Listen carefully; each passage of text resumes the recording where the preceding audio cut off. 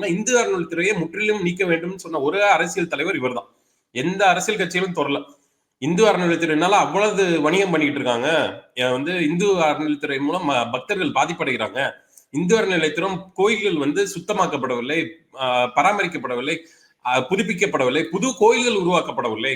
இன்னைக்கு சொல்றாங்கல்ல, நிறைய எம்பி எல்லாம் பேசுறாங்கல்ல, இந்த டிஎம்கே திராவிட எம்பி, நாங்க கோயிலை இடிக்க தெரியும், ஓட்டு வாங்க தெரியும் அப்படிங்கிறாங்கல்ல.